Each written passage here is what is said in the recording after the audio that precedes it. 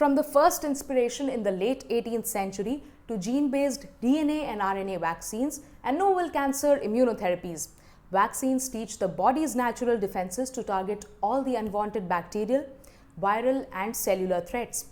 And this entire process of vaccine manufacturing, or rather we call it vaccine production, isn't really easy.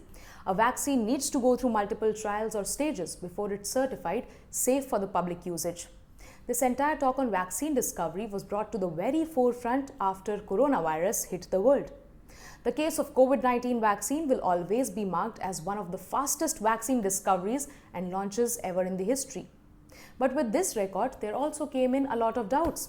Doubts about the efficacy of the vaccine, doubts about protocols being compromised. Also, if we see the strategy of vaccination for smallpox, where each person who was exposed to a smallpox patient was urgently traced and vaccinated. Thus, even history provides us with ample proofs and examples that every discovery at the time of its very launch seems unbelievable and even doubtful. However, time has proved all of them wrong. Vaccination prevents the infected population and also the ones around them from getting a disease, and this is something that cannot be denied. But the dosage requirement and time gap for the vaccine for each vaccine is different, and this is different because it's needed for developing and maturing of the antibodies. Recent report by Lancet has well pointed out that a longer gap between the first and the second dose of the Covishield vaccine helps increasing the efficacy rate to about 90%. Lancet has also suggested a 6 to 12-week gap for the vaccine to be more effective as compared to the previously recommended 4 to 6 weeks gap. If we take a look at the very basic principles of vaccination in general, there's no maximum time interval set in case of multiple doses of a vaccine, but a minimum 3-week period is recommended for inducing the immune response.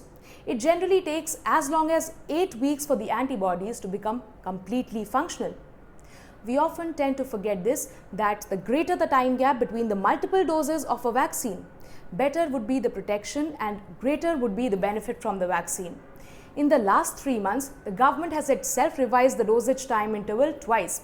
First, the gap was increased from 28 days to 6 to 8 weeks in the month of March, and very recently, the gap was again enhanced from 6 to 8 weeks to 12 to 16 weeks as per suggestion given by the National Technical Advisory Group on Immunization, or NTAGI. However, there is no evidence to support this suggestion made by the NTAGI and further the government's decision. But even if we take a look at countries in the West, for example UK and Canada, 2 countries currently administering Covishield, they've also widened the gap to about 4 months. Not just Covishield, Canada for that matter has increased the time gap for almost all the vaccine doses. And this claim of increasing the time gap between the multiple doses of a vaccine has also been supported by the World Health Organization, or WHO. However, it's quite unfortunate to see that when such decisions are taken in India, they are termed as political gimmickry. Vaccines do protect us from infections, but vaccination is just one of the many steps that one needs to go through in order to stay protected from the infection. Vaccination is no permit for all of us to discard our masks, sanitizers, and all the other precautionary measures.